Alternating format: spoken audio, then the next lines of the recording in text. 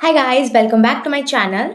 आज हम Java unit 3 complete one shot revision करेंगे। ये आपके लिए पूरी चीट शीट तैयार है। इसमें मैंने सब कुछ इंक्लूड कर दिया है, इंपॉर्टेंट टॉपिक सब हाईलाइट वगैरह कर दिया है, किस किस में आपको क्या क्या कोड करना है। इवन मैंने कोड भी यहाँ पर अटैच कर दिए हैं, जो भी आपके इंपॉर्टेंट कोड्स हैं वो मैंने यहाँ पर लगा दिए हैं। फटाफट से बस स्टार्ट कर देते हैं। उससे पहले अगर आपको cheat sheet, notes, important updates वगैरह सब कुछ जो भी चाहिए, आप डिस्क्रिप्शन बॉक्स में व्हाट्सअप ग्रुप लिंक अटैच है, जल्दी से जाओ एंड उसे ज्वाइन कर लो। अब स्टार्ट कर देते हैं। ये वैसे रिवीजन पर्पज़ के लिए रहेगी वीडियो, सिर्फ 20 मिनट में मैं इंपॉर्टेंट सब बता दूंगी, डिटेल्ड एक्सप्लेनेशन नहीं रहेगी। स्टार्ट कर देते हैं। सबसे पहले थ्रेड जो हमारे पास लाइट वेट सब प्रोसेस है, smallest independent unit of program होता है, contains a separate path of execution. Every Java program contains at least one thread. A thread is created and controlled by the java.lang.thread class, and thread enables Java to perform multiple tasks simultaneously. Smallest independent unit है programme की, जिसमें separate path होता है execution का, and हर एक programme के अंदर at least एक थ्रेड तो होता ही होता है। ये हमारे पास थ्रेड लाइफ साइकिल है। थ्रेड को क्रिएट करने के दो तरीके होते हैं, एंड मल्टी थ्रेडिंग। अब एक्चुअल में ये होता क्या है, मान लो लाइक जैसे अमेजोन ऐप हो गया, फिर स्विगी हो गया, तो एक काम हो रहा है कि लाइक वो जीपीएस लोकेशन ट्रैक कर रहा है, दूसरा काम की पेमेंट प्रोसेस करना, तीसरा काम नोटिफिकेशंस भेजना।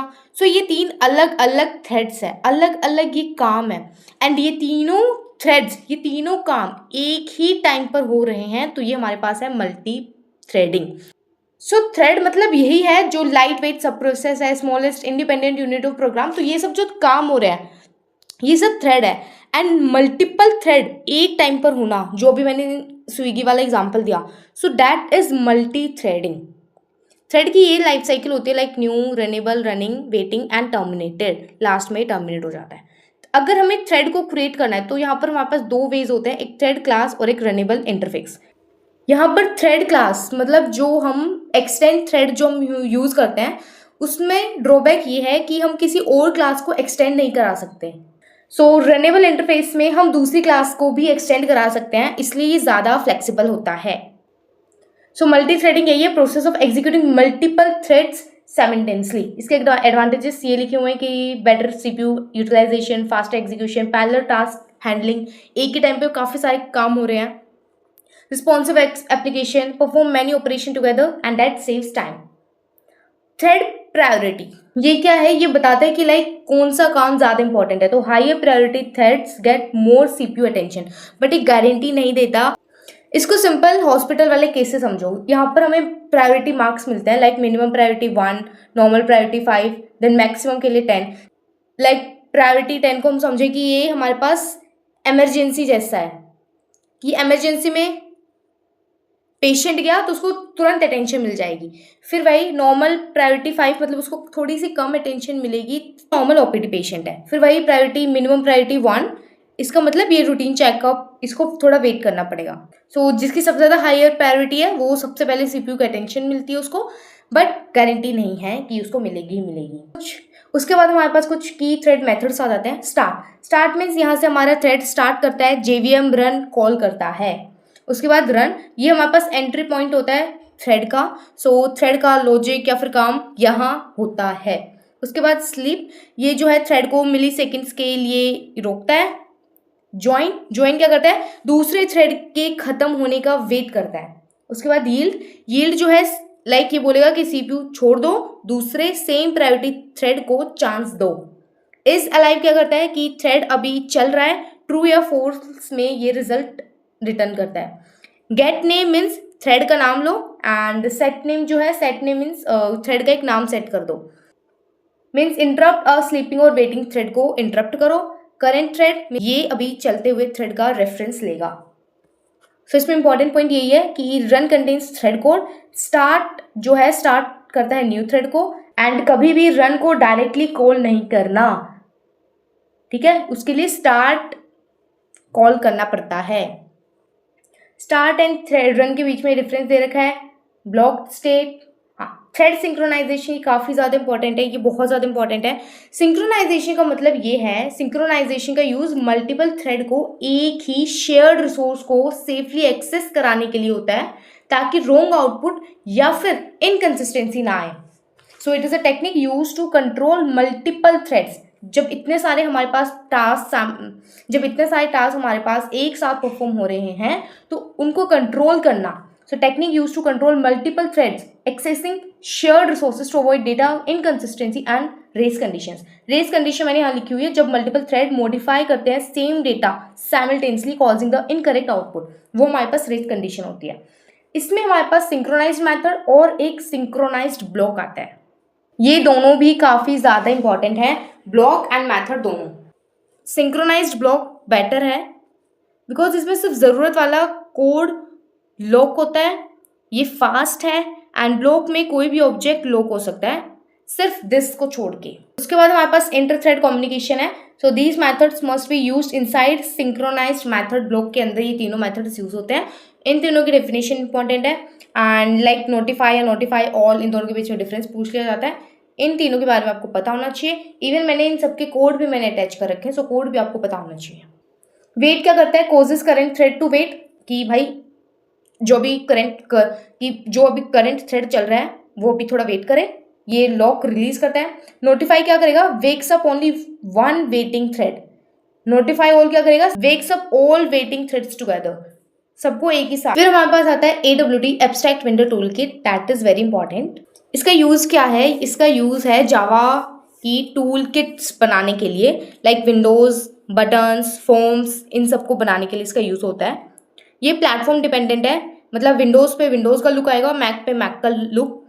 ये हैवी वेट है, OS के रिसोर्सेज यूज करता है क्योंकि ये AWT से हम कैलकुलेटर जैसे एप्लीकेशन बना सकते हैं जिसमें हम बटन्स, डिस्प्ले, इवेंट सब ये सब ऐड कर सकते हैं। ये एक सिंपल सा लॉगिन फॉर्म जिसमें हम user field, password field, login button ये सब ऐड कर सकते हैं।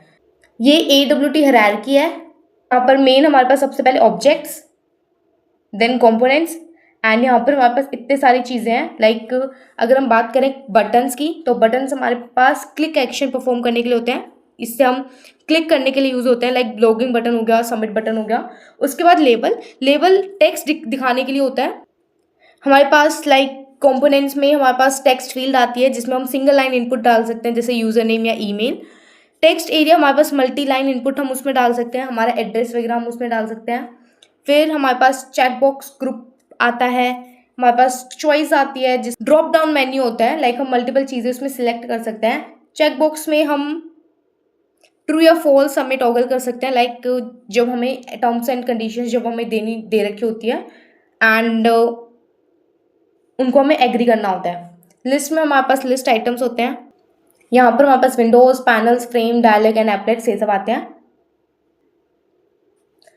लेआउट मैनेजर्स जो है that is used to arrange components inside a container automatically, कि हमें ये जो हमने ऊपर जितने भी कंपोनेंट्स हमने डिस्कस किए थे उनको अरेंज करना कि वो कैसे आएंगे ऑटोमेटिकली, लेआउट मैनेजर का काम है। इसमें हमारे पास ये सारे टाइप्स आते हैं। सबसे पहला फ्लो लेआउट। फ्लो लेआउट क्या करता है, that is default for panel, left to right arrangement होता है, moves to next line automatically, by default central line होता है ये, ठीक है। जैसे हमने ये फ्लो लेआउट में ये हमारे पास बॉक्स है एंड इसमें हम जितने भी हम डालते जाएंगे, लाइक बटन 1, बटन 2, ये सारे बटन हम डालते जा रहे हैं, तो ये लेफ्ट टू राइट इसका अरेंजमेंट होगा एंड पहला बटन जो जाएगा वो सबसे सेंटर में जाएगा, लाइक दिस। फिर बॉर्डर लेआउट में हमारे पास क्या होता है, इसमें हमारे पास जो कंटेनर है वो 5 रीजन्स में डिवाइडेड है। नॉर्थ एकदम टॉप वाला पार्ट, साउथ नीचे वाला part, right and left means east and west, and बीच में जो पार्ट बच गया वो हमारे सेंटर है, जिसके दूसरे नाम भी है, लाइक ऊपर नॉर्थ वाले पार्ट को हम कहते हैं पेज स्टार्ट, नीचे वाला पार्ट पेज एंड। हमारी लाइन स्टार्ट होती है तो लाइन स्टार्ट, एंड राइट में लाइन एंड।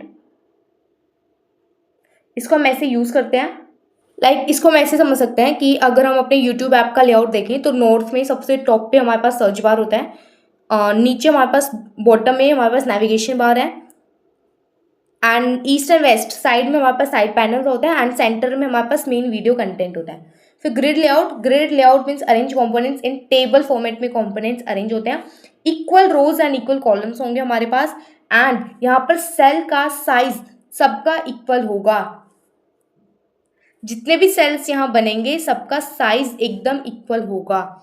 नेक्स्ट हमारे पास आता है कार्ड लेआउट मीन्स एकदम कार्ड की तरह, display one component eight A time like stack of cards use होता है like login and register pages. आपने वेबसाइट वगैरह पे आपने साइन अप वगैरह किया होगा तो फर्स्ट पेज पे हमें लाइक दिखाता है रजिस्टर करना।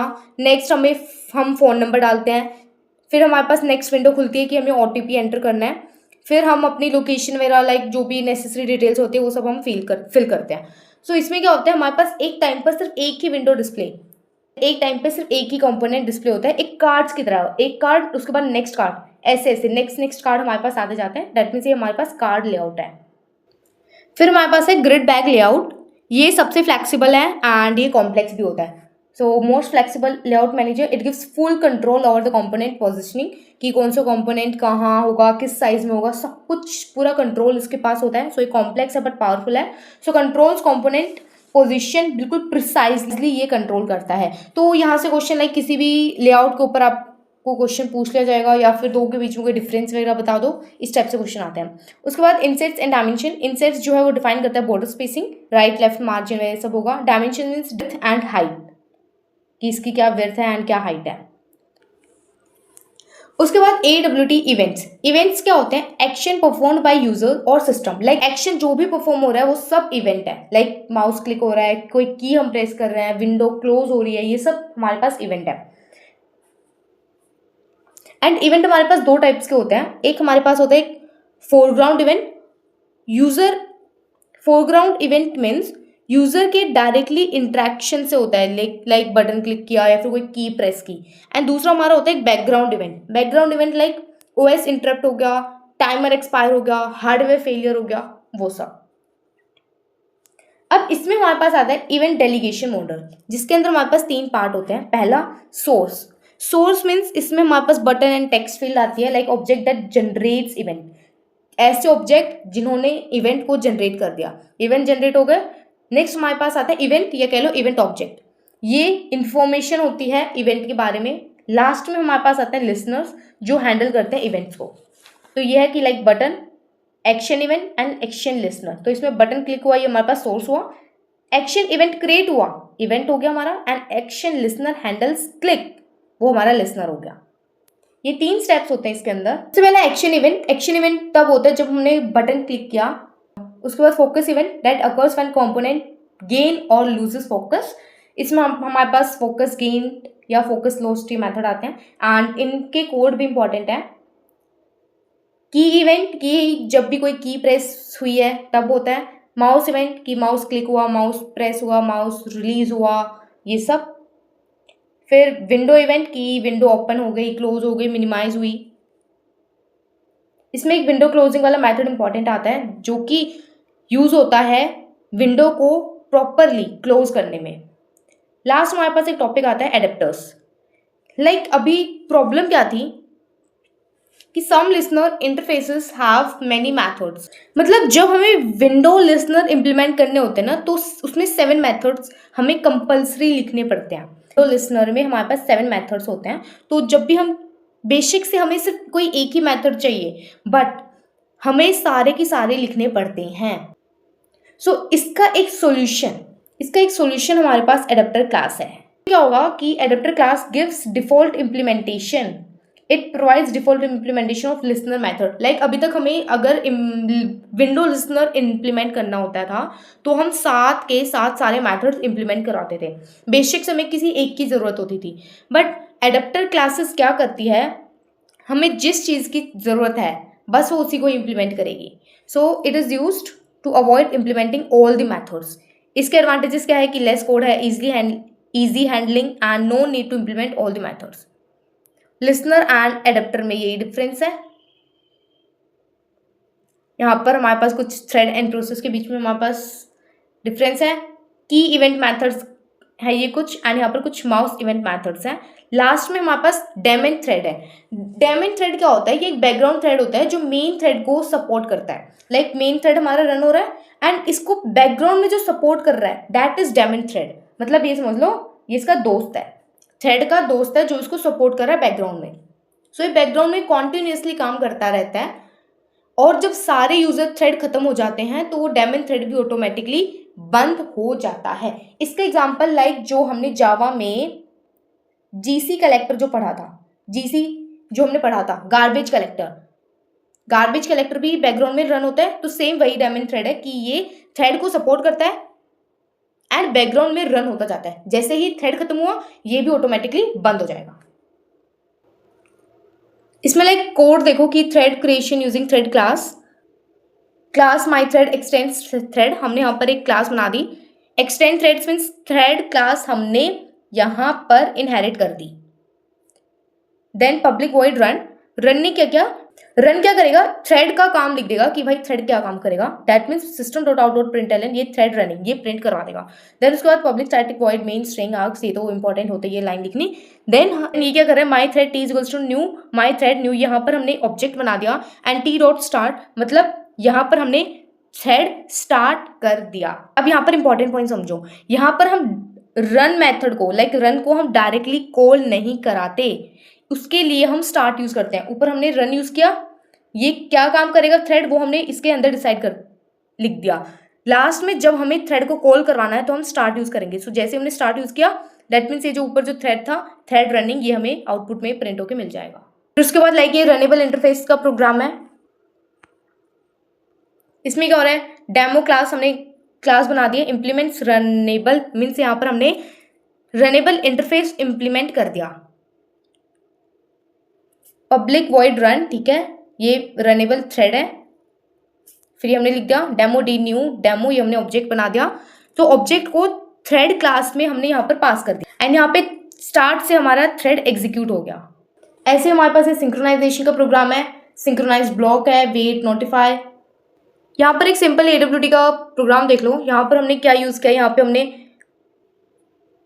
फ्रेम यूज किया है। फ्रेम क्या करता है, ये विंडो क्रिएट करता है। उसके बाद सेट साइज क्या करेगा, ये विंडो का साइज सेट कर देगा कि ये हमने साइज दे दिया विंडो का। उसके बाद सेट विजिबल क्या करता है, ये विंडो शो करता है। तो यहाँ पर हमें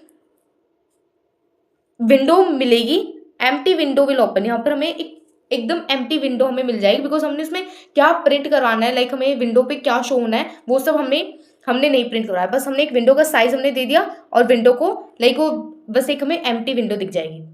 ऐसे ही एक बटन का प्रोग्राम है, इसमें हमें बटन के साथ विंडो दिख जाएगी। इसमें हम बटन यूज करते हैं बटन क्रिएट करने के लिए। यहाँ पर ऐड फ्रेम यूज होता है बटन को ऐड करने के लिए। देन फ्लो लेआउट प्रोग्राम, इसमें फ्लो लेआउट में क्या होता है, हमारे पास जितने भी हमारे पास बटन्स जो होंगे वो लेफ्ट टू राइट हमारे पास अरेंज होते हैं। यहाँ पर जो फ्लो लेआउट है ये कंपोनेंट को लाइन वाइज अरेंज करने का काम करता है। लेफ्ट से राइट ये मूव करता है कि जो भी हमारे पास बटन इंसर्ट होंगे सबसे पहला सेंटर में अलाइन होगा, फिर उसके बाद जो आएगा वो ऐसे ऐसे लेफ्ट टू राइट ये शिफ्ट होते जाएंगे, ऐसे ऐसे ऐसे बटन्स आते जाएंगे। फिर हमारे पास ग्रिड लेआउट है, इसमें हमने ग्रिड दे दी कि 2x2 मीन्स यहाँ पर हमारे पास सब 2x2 में बटन शो हो जाएंगे। Grid layout rows and columns में कंपोनेंट अरेंज करता है एंड सब इक्वल साइज के आते हैं इसमें।